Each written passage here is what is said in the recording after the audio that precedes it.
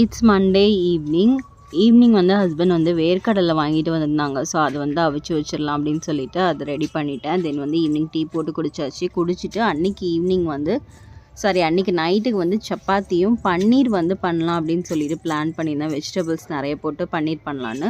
So ஹோம்மேடாகவே அன்றைக்கி வந்து பன்னீர் வந்து ரெடி பண்ணியிருந்தேன். 1/2 லிட்டர் பாலில் வந்து வினிகர் வந்து ஆட் பண்ணிவிட்டு இந்த மாதிரி தெரிஞ்சதுமே அதை வந்து ஒரு ஃபில்டரில் வந்து போட்டுட்டு மேலே வந்து வெயிட்டான ஒரு ஏதாவது ஒன்று வச்சிட்டோம் அப்படின்னா பன்னீர் வந்து சூப்பராக ரெடி ஆகிடும். சப்பாத்தி மாவுமே சைட் பை சைடு வந்து பிசைஞ்சு வச்சுட்டேன்.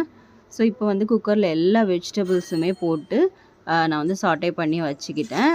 3 காஞ்ச மிளகா தென் ஒரு தக்காளி இதை வந்து பிளான்ச் பண்ணிவிட்டு அதையுமே கிரைண்ட் பண்ணி அதையுமே அதில் ஆட் பண்ணிவிட்டேன். இப்போ வந்து பன்னீர் சூப்பராக சாஃப்டாக ரெடி ஆகிடுச்சு. அதை வந்து நான் வெஜிடபிள்ஸ் கட் பண்ண மாதிரியே பன்னீரையும் கட் பண்ணிவிட்டு அதில் லாஸ்ட்டாக ஆட் பண்ணிக்கிட்டேன். கொஞ்சம் பன்னீர் எடுத்து வச்சுருந்தேன். அது கூட முந்திரி பருப்பையும் சேர்த்து கிரைண்ட் பண்ணி லாஸ்ட்டாக